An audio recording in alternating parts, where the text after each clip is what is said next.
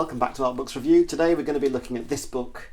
It's a portraiture book. It's called Beginner's Guide to Creating Portraits. Down here, learning the essentials and developing your own style. It's a very nice book. I like the cover with all the thumbnail sort of design going on there. It's published by 3D Total Publishing. It's got a nice colour scheme going on, that sort of like bluey green and yellow. It was published in 2021, I think. Yes, it was published in 2021. Here are some of the experts that are included. I don't know if you can make that out. You may recognise those, you may not. But essentially, these are the artists that are contributing to the book. It was published, as I say, by 3D Total Publishing, and it retails at £34.99 English pounds. This is interesting. This is kind of what the book revolves around, these creation cycles, and we'll look at that when we're going through it in a minute. The creation cycles are drawing, colour value and edges. So it goes into loads of detail. As you can see, there's loads of pages. It's packed full of tips and kind of just really useful artist kind of pro tips, I suppose. It's got it's full colour. I really like, what was it? Yeah, there's some just really good stuff in here. Some of it's like really stylised, and some of it's sort of basically trying to be as photorealistic as possible, as true to life as possible. I really like that dappled portrait there. I think I'm going to use that for the thumbnail. Oh yeah, watch out for that. So let's have a look inside, shall we? Here's the book, and just before I look in the book, I will mention that if you order this from 3D Total themselves, from their online shop, 3D Total Publishing, you get this free booklet with it as well. Beginner's Guide to Creating Portraits companion booklet. And as you can see, it's fairly thin. There's not too many pages, 31 pages, but it's a nice little extra, and it's got some really interesting sort of additional tutorials in here.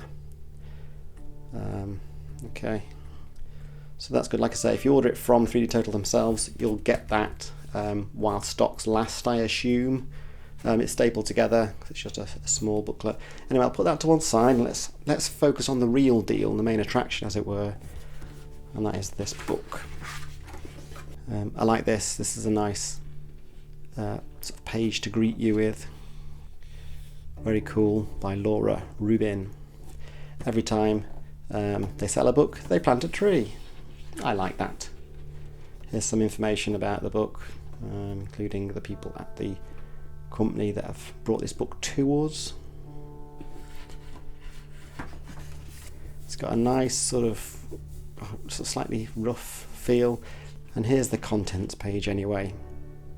So as I mentioned before, there's these creation cycles, so a lot of the book to begin with goes into detail around those cycles, but then the majority of the book is the actual tutorials here by these various artists. I really like the ending, the fact they've packed in this really good portrait gallery, so you get to see some more work by these particular artists, and you can see the rest.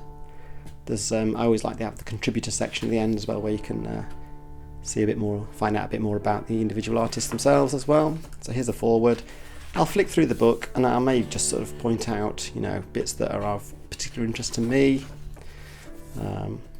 So here's some introductory text. This is talking on this page about reference images and considerations to bear in mind when you're sourcing reference images for your portrait.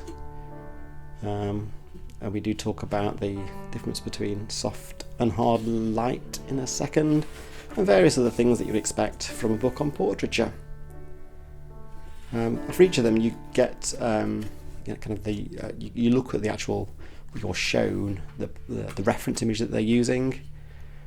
This is about setting up your canvas and where the image will sit on your canvas. So how much head and shoulder will you use? Kind of the different horizontal landmarks, if you like, on your image. Well, you can see here there's a bit of theory. And we've started on these creation cycles. So the first one up is drawing. And the first thing to obviously consider is the proportion of your subject, how it's going to fit on your page, but also, you know, how to get the proportions right so that it actually looks like a portraiture and not something that's gone wrong. There's a few different ways of getting the right proportion, and you've been talked through the different ones: span proportion, box proportion, that's how many times the shorter length fits into the longer length. Measuring with your eye, so this is, you see these artists doing this, don't you, where they've got a pencil or something else and they're kind of putting their thumb against it and holding it up and doing it that way. So it's saying here, sometimes, you know, as you do this and you get better at it, you find that you can do this more naturally, and this is a very mechanical method, which you maybe might not choose to use, and so on. And then here we've got 4, well, it's described as the most important proportions of framing the head. So when you're framing this head, here's a few things to think about. So you've got, first of all, a box which takes in kind of the head and the hair down to the bottom of the chin, and establishes the width and the height of that sort of face, if you like.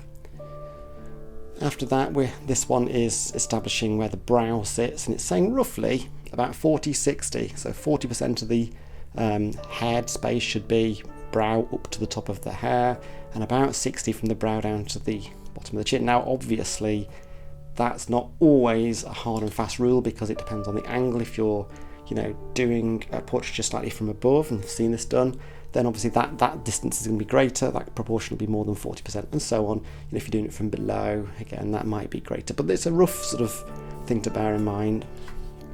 This is establishing the width of the head, and again, this is not a hard and fast rule, because they've not actually even stipulated any percentages here, because it really depends on how much of the head is turned, the direction, and how much of the side of the head you actually see. But it's good to, as it says, stipulate, well, specify where that point is. Okay, and sometimes they're saying using a sideburn might be some way, or this zygomatic arch, which I think is a bone, if I'm not mistaken. Might be wrong there.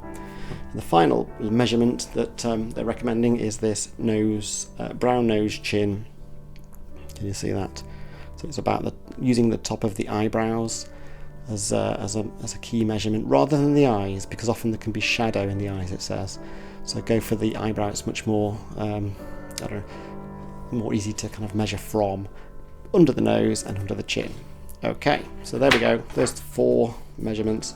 And then this is talking here on this page about whether you should go for kind of a hard light to emphasize shape here.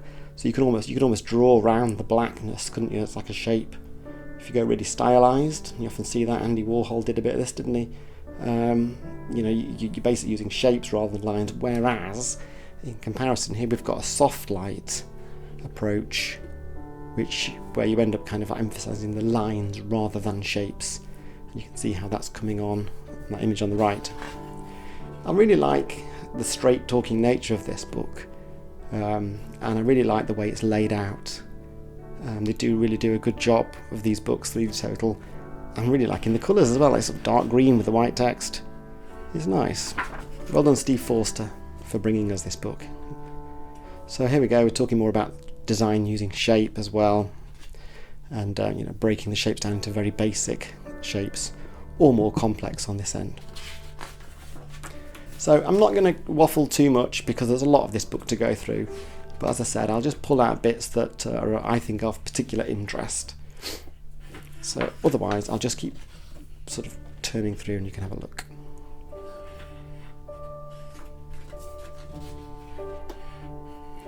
So what's nice is you have these little boxes with practice in, where it almost sets you a task, a bit of homework if you like, something to try out for yourself, to try and implement some of the stuff that's being talked about.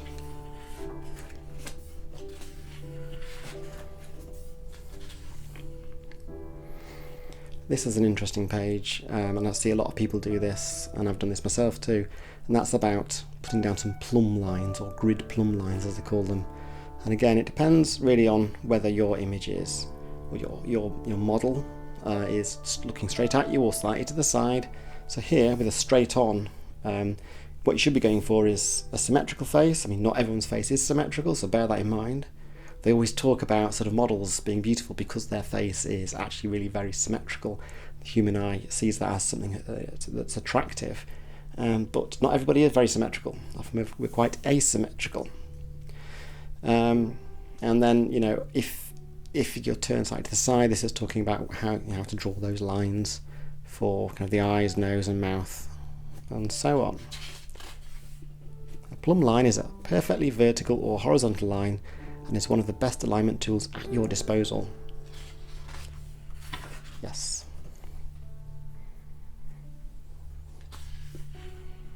This is showcasing a architecture. I can't pronounce this. Architectonic approach using kind of shapes.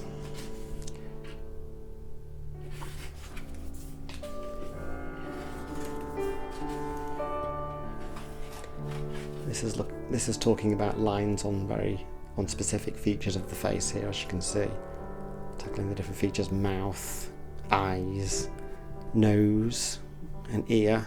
They're the main ones, aren't they? Which are the most difficult? I draw a lot of eyes, so I find them quite easy, whereas noses are quite tricky. Ears, I think, is the one I struggle with the most. Also, people's ears, they can be so different.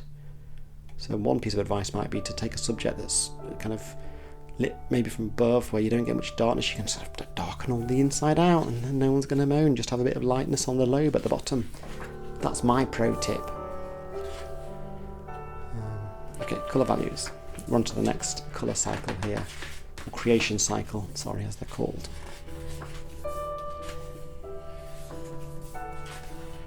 Understanding light, form and colour, and the relationship between those things.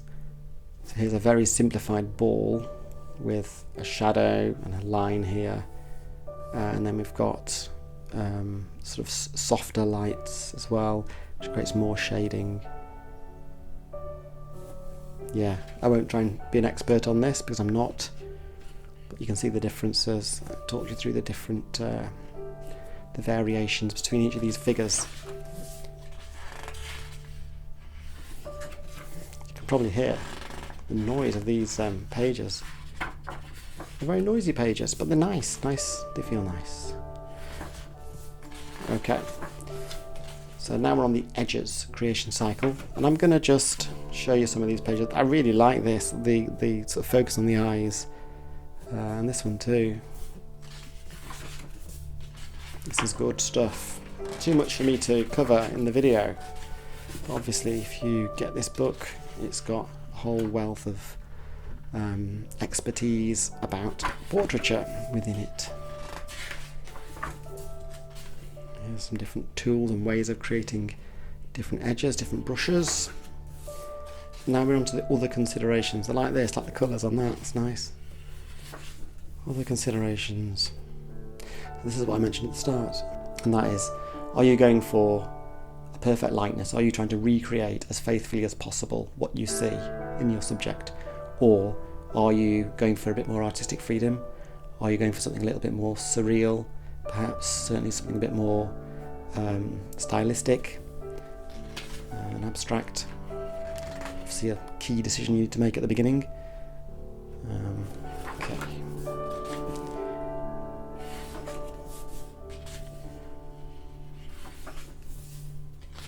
Here's that one I mentioned earlier.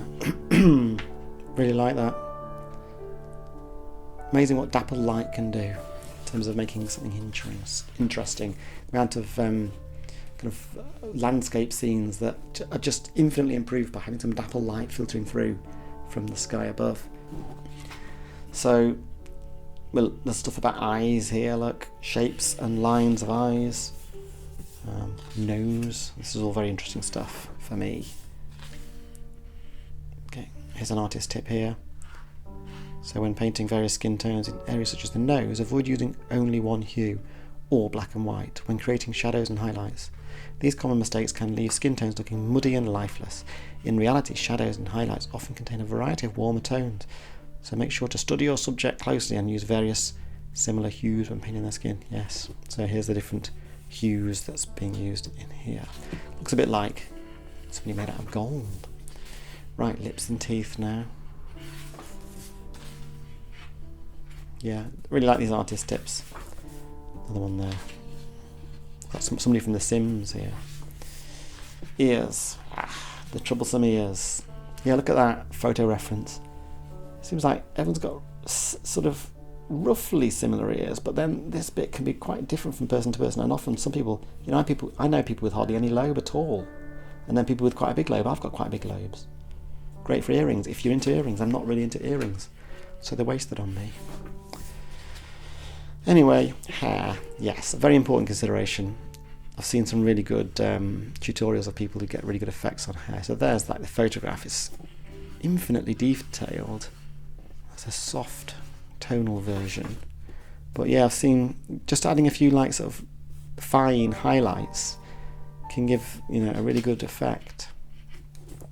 Individual strands. Yeah.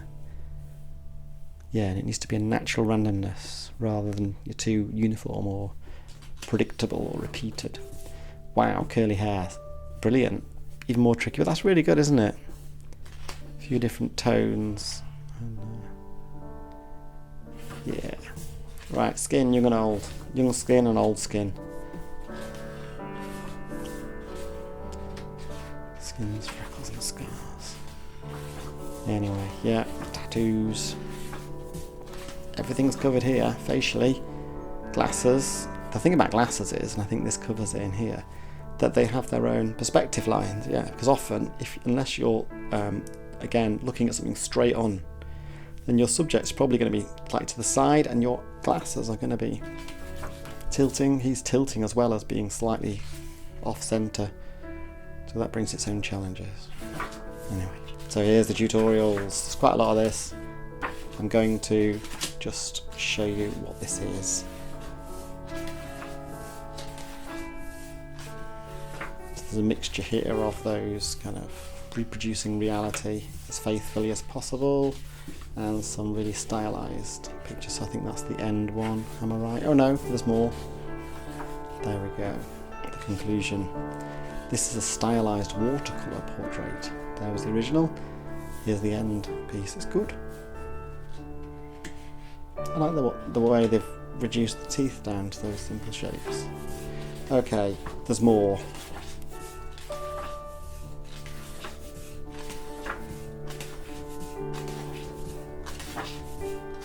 Looks a bit like Jesus.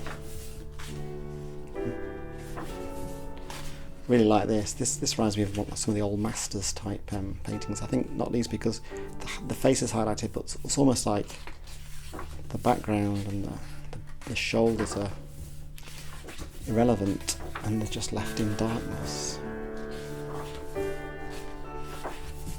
Interesting palette as well.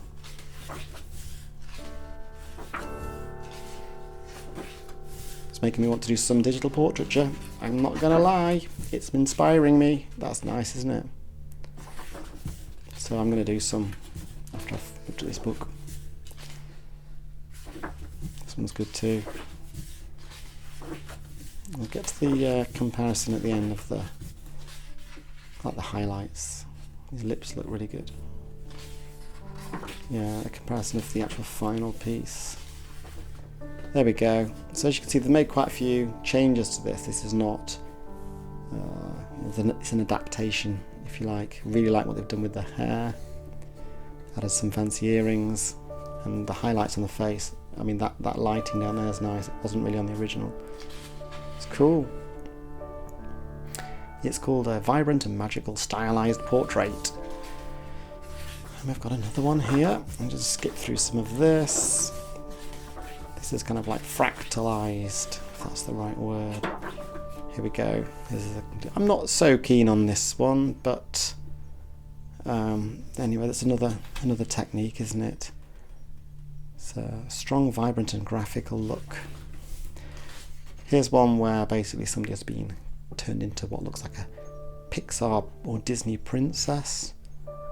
So they've taken an original photo here and then they've used a fair bit of artistic license here to convert it into, yeah, almost a caricature, I suppose. Cartoon caricature. It's really good though. Like the colours. Brilliant. Massive eyes. If people had eyes that big, it would look weird, really, wouldn't it, in real life? Okay, here's the portrait gallery. Sorry, skipped a bit fast there. Here's the artist list of those who are featured. And some of these are really good. I like this. Look at the birds, feathers, and a leg. It's quite dark, some of this, but I like it.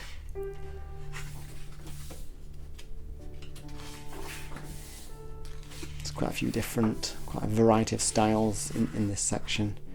It's more sort of watercolour-y.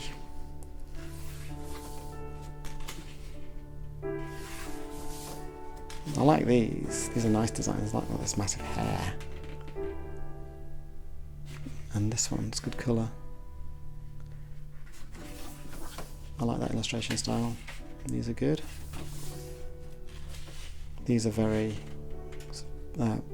almost like oil paintings or something.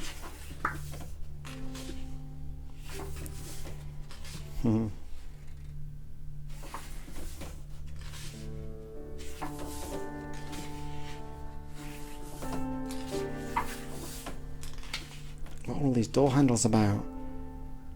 It's freaking me out. This is Valentina Remenar. This is called Key to Opportunity. Oh, I see. So like opening the right door, turning the right door handle. Anyway, poison number 1. Look at